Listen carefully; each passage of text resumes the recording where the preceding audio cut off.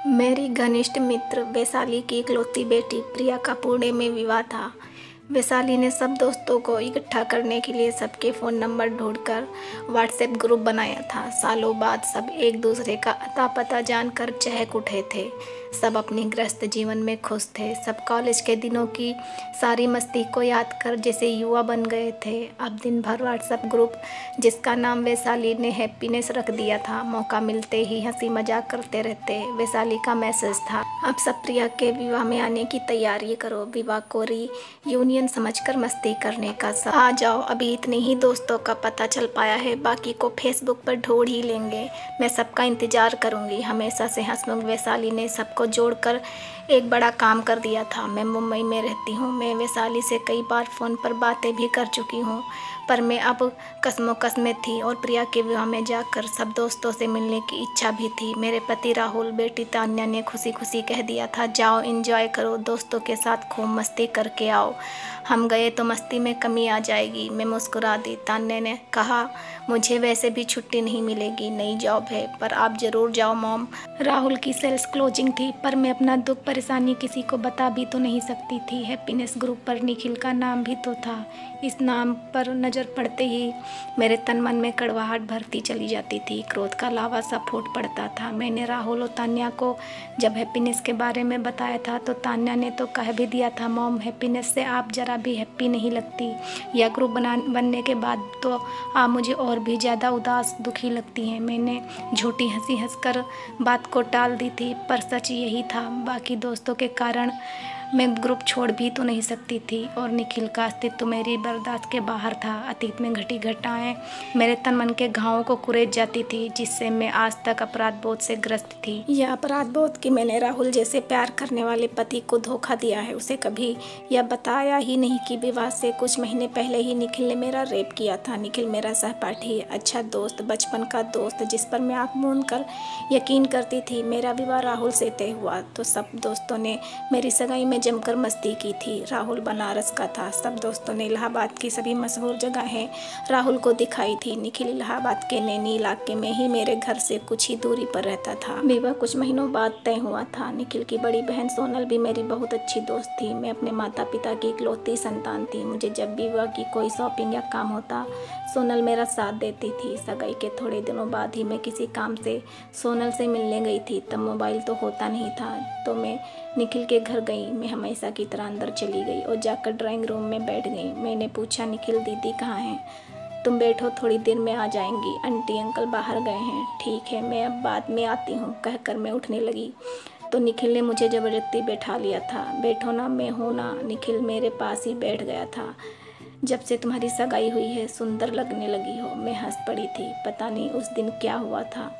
मैं आज तक समझ नहीं पाई कि इतनी साफ सुथरी दोस्ती पर यह जीवन भर का कलंक निखिल ने क्यों लगा दिया। निखिल ने घर का दरवाजा अंदर से बंद किया और मुझ पर टूट पड़ा। मैं रोती चीखती चिल्लाती रह गई। होश में आने के बाद निखिल सिर पकड़कर बैठ गया था। मैं उस पर थप्पड़ों की बरसात कर रोती हुई घर गई थी। घर आकर मम्मी और पापा को सब बताया तो घर में मातम छा गया था। मैं राहुल को सब बताना चाहती थी, पर माता पिता का सख्त आदेश था कि इस बारे में कभी किसी के सामने मुंह नहीं खोलना है। मम्मी पापा ने मुझे हर तरह से संभाला था, पर मेरे घाव आज भी ताज़ा थे। मैं आज तक इस अपराध बोध से उभर नहीं पाई थी कि मैंने अपने पति से अपने साथ हुई इतनी बड़ी घटना छिपा रखी है। मैंने राहुल के साथ अतरंग पलों में मानसिक कष्ट भोगा है। उस रेप की काली छाया मेरे सामने आकर मुझे जब तब तड़पाती रहती। तन के घाव तो दिख भी जाते हैं, लेकिन मेरे मन पर लगा यह घाव कहाँ कोई देख पाया। अचानक फ़ोन बजा तो अपने ख्यालों से बाहर आई। वैशाली बोली, विवाह में 2 दिन रह गए हैं, इतने पास होकर भी पहले नहीं आ रही। वैशाली, मेरा आना थोड़ा मुश्किल है। मेरी बात पूरी होने से पहले ही वैशाली बोली, मैं कुछ नहीं सुनूंगी। अपने ग्रुप के कुछ लोग कल आ रहे हैं, चुपचाप तू भी जल्दी आज पहुँच। अच्छा, कोशिश करूँगी। कोशिश नहीं, जल्दी आ। ठीक है, कल आती हूँ। मैंने ठंडी सांस लेकर हैप्पीनेस के मैसेज पढ़े। चेक किया कल कौन कौन आ रहा है। लखनऊ से वर्षा, दिल्ली से सीमा, विनय, अंकित, इलाहाबाद से छाया, कोलकाता से विकास। निखिल का नाम नहीं था। मैंने चैन की सांस ली। सबके हंसते मुस्कुराते चेहरे मेरी आंखों के सामने घूम गए। मैं सबको याद कर मुस्कुराई। निखिल का तो चेहरा भी मैं नहीं देखना चाहती थी, इसलिए मैं ग्रुप पर एक्टिव भी नहीं रहती। मैंने नोट किया अखिल भी बस बहुत ज़रूरी बात का ही जवाब देता है। वह किसी जोक हंसी मजाक में भाग नहीं लेता।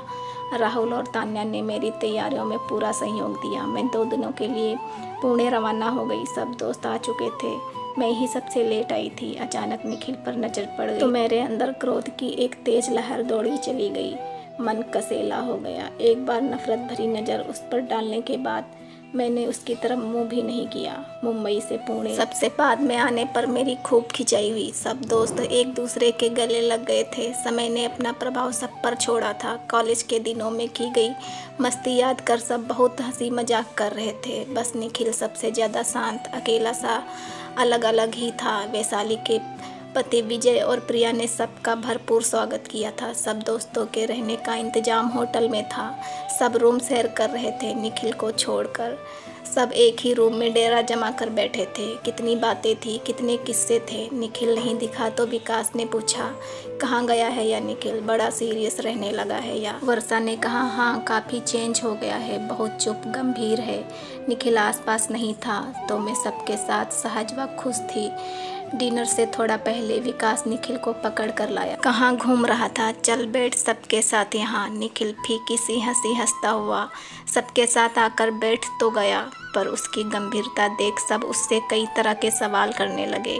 तो मैं वहाँ से उठकर अभी आई कहते हुए बाहर निकल गई। मैं सीधे टेरेस पर जाकर खुली हवा में गहरी गहरी सांसें लेने लगी। आज फिर आंखों से आंसू बहते गए।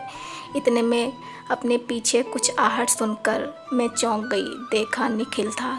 गुस्से और नफरत की एक तेज लहर मेरे दिल में उभरती चली गई। मैं वहाँ से जाने लगी तो निखिल ने हाथ जोड़कर मेरा रास्ता रोक लिया। प्लीज़ मुझे माफ़ कर दो।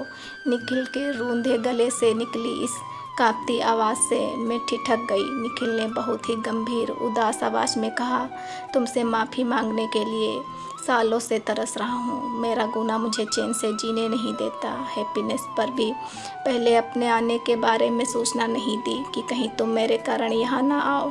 आज मेरी बात सुन लो प्लीज़। मैं रेलिंग से टेक लगाए हैरान सी खड़ी थी। इक्का दुक्का लोग फ़ोन पर बातें करते इधर उधर घूम रहे थे। निखिल के चेहरे पर पश्चाताप और दुख था। उसकी आंखें कभी भी बरसने के लिए तैयार थी। निखिल ने आगे कहा बहुत बड़ा गुनाह किया था मैंने। पता नहीं क्या हो गया, क्यों बहका, एक पल में कितना गिर गया। तुम्हारे जैसी दोस्त खो दी। मैं कभी खुश नहीं रह पाया। आज तक तुम्हारी चीख, तुम्हारे आंसू, तुम्हारी वेदना मुझे हर पल जलाती रही। जब मेरा विवाह हुआ तब यह अपराध बोध मेरे मन पर इतना हावी था कि मैं सामान्य जीवन बिता ही नहीं पाया और मेरा तलाक हो गया। हर समय तुम्हारे साथ की गई हरकत मुझे बेचैन रखती है। इस गुनाह की बड़ी सजा भुगती है मैंने। इस अपराध बोध ने दूसरी बार भी मेरा घर नहीं बसने दिया। माता पिता रहे नहीं, दीदी विदेश में है, बिल्कुल अकेला हूँ। मैंने गुनाह किया था, काफ़ी सजा भुगत चुका हूँ। अब तुम मुझे माफ़ कर दो। सालों से पश्चाताप की आग में जल रहा हूँ। झरझर आंसू बहते चले गए निखिल की आंखों से। उसने नज़र उठाकर मेरी तरफ देखा, फिर जाने के लिए मुड़ गया। थके हुए सुस्त कदमों से निखिल को जाते देख मुझे बड़ा झटका लगा था। क्या पुरुष को भी इतना अपराध बोध हो सकता है? क्या कोई पुरुष भी यह अपराध कर सालों साल पल पल सुलगता है? पल भर का बहकना क्या पुरुष को भी जीवन भर इस तरह कचोट सकता है? रेप करने के बाद यह अपराध बोध क्या पुरुष के जीवन पर भी प्रभाव डालकर उसका जीवन नष्ट कर सकता है? मैं कुछ समझ नहीं पा रही थी।